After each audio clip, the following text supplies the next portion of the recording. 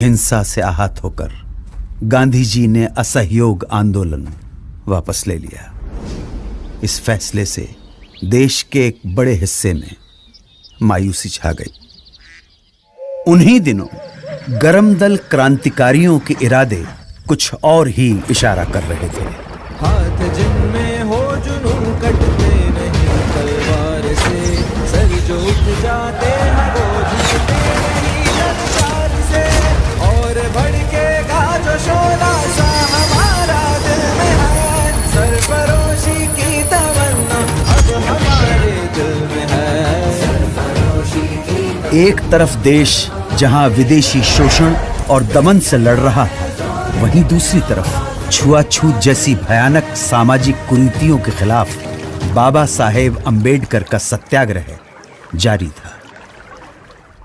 निर्दयी सरकार ने बारडोली के सूखाग्रस्त इलाकों में लगान पर छूट की बजाय उसे उल्टा बढ़ा दिया। तब सरदार वल्लभ भाई पटेल के नेतृत्व में किसानों ने सत्याग्रह का एक नायाब तरीका अपनाया। जब पुलिस लगान वसूलने गांव में आती तो उन्हें पूरा का पूरा गांव खाली मिलता। देश भर में स्वतंत्रता सेनानी अपना सर्वस्व झोंकने के लिए तैयार थे।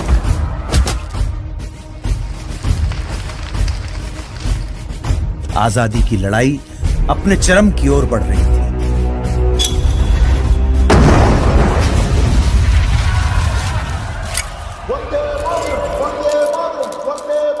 कांग्रेस के लाहौर अधिवेशन में तिरंगा फहराकर पूर्ण स्वराज्य की घोषणा कर दी गई। पूर्ण स्वराज्य का अर्थ था भारत की अपनी संप्रभुता। अब यहां से पीछे हटना नामुमकिन था।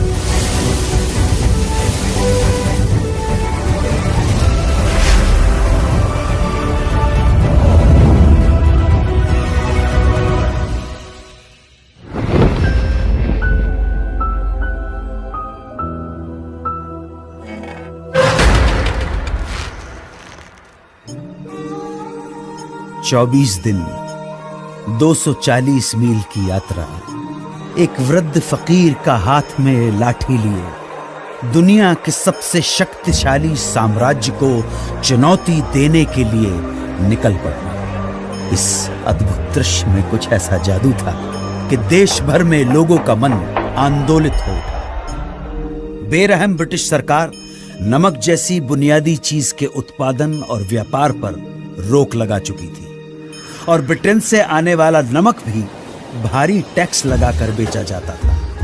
तब गांधी जी ने इस नमक को ही आजादी के लिए संघर्ष का मारक हथियार चुन लिया। दांडी तट पर गांधी जी ने मुट्ठी भर नमक उठाकर ऐलान किया कि इस कदम से ब्रिटिश साम्राज्य की नींव हिलाई जा रही है। उन्होंने नमक बनाकर कानून तोड़ दिया और इसके साथ ही देश भर में सत्याग्रह की पुरजोर लहर चल पड़ी। देखते ही देखते मद्रास, कालीकट, असम, बंगाल, आंध्र प्रदेश और देश के दूसरे इलाकों में भी नमक यात्राएं शुरू हो गई। खुदाई खिदमतगार अब्दुल गफ्फार खान के नेतृत्व में 50,000 अमन सुकून के साथ सत्याग्रहियों का समूह। किस्सा ख्वानी बाजार में पुलिस ने इस समूह पर खुलेआम गोली चला दी। जब आगे खड़े लोग छलनी होकर गिर पड़े, तब पीछे खड़े सत्याग्रही आगे आते गए और सीना तानकर गोलियां खाते गए। अहिंसा के इरादों पर अटल उन्होंने पुलिस पर पलटकर वार नहीं किया।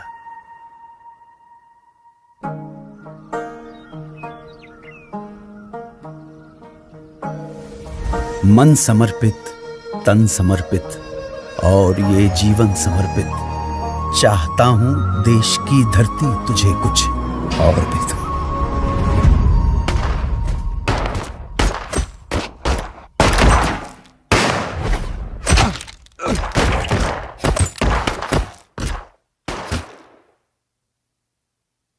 इस रंग में रंग के शिवा ने माँ का बंधन खोला, यही रंग भी हल्दी घाटी में था प्रताप ने घोला। नव बसंत में भारत के हित में वीरों का यह टोला, दूर फिरंगी को करने को लहू में अपने घोला। ओ मेरा रंग दे बसंती चोला, माए रंग दे, ओ मेरा रंग दे बसंती चोला, माए रंग दे। इंकलाब जिंदाबाद, इंकलाब जिंदाबाद, इंकलाब जिंदाबाद, इंकलाब जिंदाबाद, इंकलाब जिंदाबाद,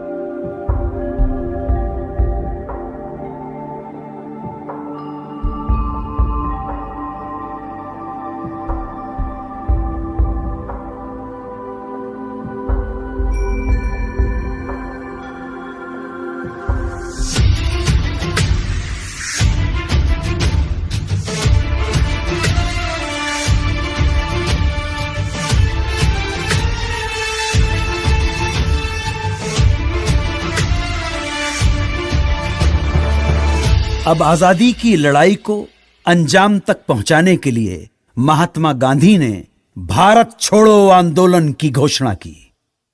उन्होंने देश की जनता को एक महामंत्र दिया, करो या मरो, या तो हम भारत को आजाद कराएंगे या इस कोशिश में अपनी जान दे देंगे। इस आह्वान के कुछ घंटों बाद ही सरकार ने गांधी जी को, नेहरू जी को, अबुल कलाम आजाद सहित प्रमुख कांग्रेसी नेताओं को गिरफ्तार कर लिया और तब दूसरी पंक्ति के स्थानीय नेताओं ने आंदोलन की कमान संभाल ली।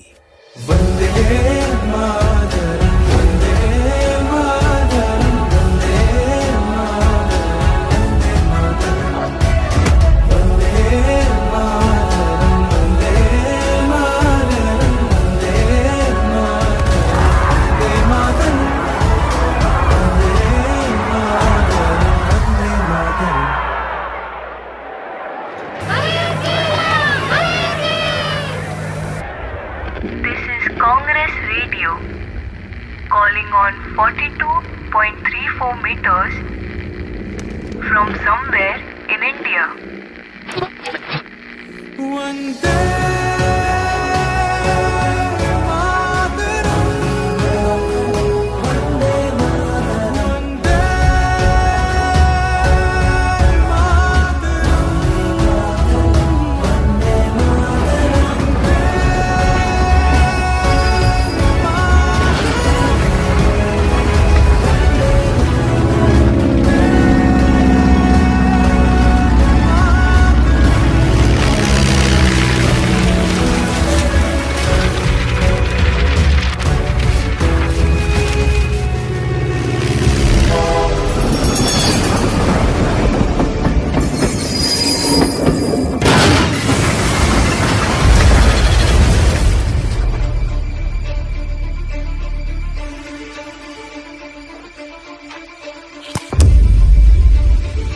भारत छोड़ो आंदोलन एक निर्णायक बिंदु था।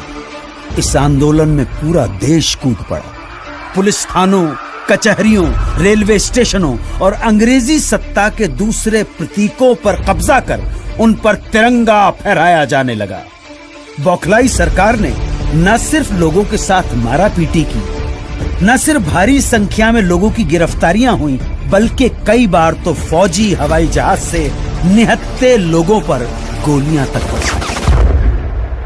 तू शेर हिंद आगे बढ़,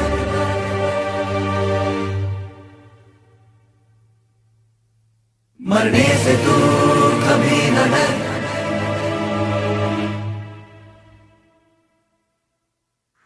अंग्रेजी अत्याचार के प्रतिघात में नेताजी सुभाष चंद्र बोस के नेतृत्व में उन्हीं दिनों जापान, मलय और बर्मा में आजाद हिंद फौज के झंडे तले एक प्रखर सैन्य मुहिम जारी थी।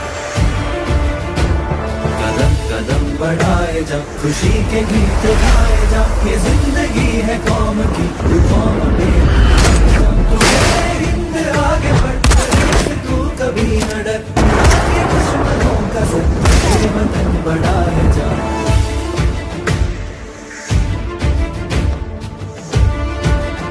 द्वितीय विश्व युद्ध में जापान की हार के बाद आजाद हिंद फौज का विघटन हो गया और इसके साथ ही ये सपना यही अधूरा है। अब भारत की स्वाधीनता का अंतिम युद्ध प्रारंभ हो चुका था। आजादी के दीवाने अपने अथक सामूहिक संघर्ष और कुर्बानी की धधकती लौ में सदियों की गुलामी और शोषण की जंजीरें पिघलाने की कगार पर थे। ये क्षण आसमान के सीने पर तिरंगा फहरा देने का क्षण था।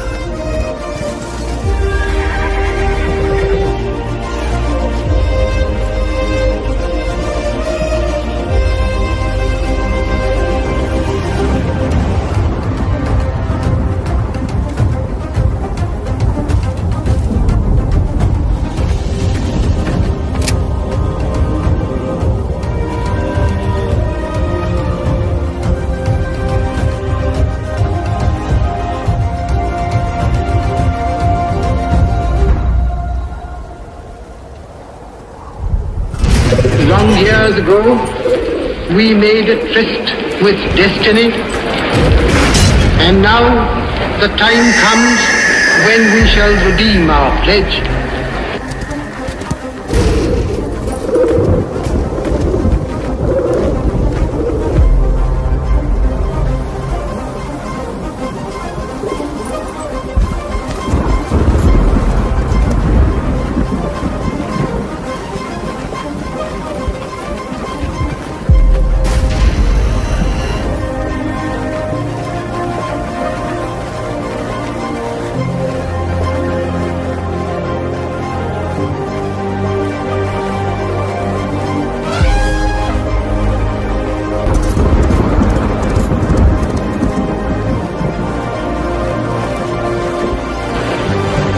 The stroke of the midnight hour, when the world sleeps,